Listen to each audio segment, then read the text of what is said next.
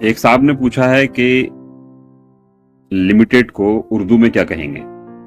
تو لمیٹڈ کو اردو میں محدود کہتے ہیں، کیونکہ لمیٹڈ جو ہے یہ لمٹ سے ہے اور محدود جو ہے وہ حد سے۔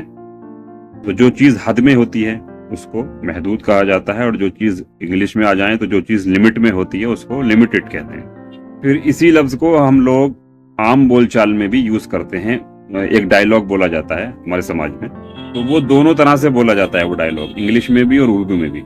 اگر کوئی انگلش میں بولے تو کہا جاتا ہے کہ ابے لمٹ میں رہ لے، کہتے ہیں نا، اور اسی کو اگر کوئی اردو الفاظ کے ساتھ بول دے تو کہتے ہیں ابے حد میں رہ لے، حد میں اپنی۔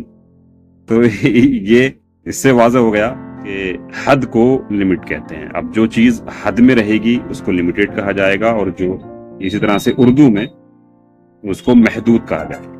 لفظ محدود کو ایک شاعر نے اس طرح سے استعمال کیا ہے کہ تیری رسوائی کا ہے ڈر ورنہ دل کے جذبات تو محدود نہیں، یعنی تیری رسوائی کی وجہ سے ہم خاموش ہیں یا رکے ہوئے ہیں، ورنہ دل کے جو جذبات ہیں وہ تو محدود نہیں، وہ انلمیٹڈ ہے، لمیٹڈ نہیں ہے۔ تو اس طرح سے یہ لفظ استعمال ہوتا ہے، اور لمیٹڈ کو اردو میں محدود کہتے ہیں۔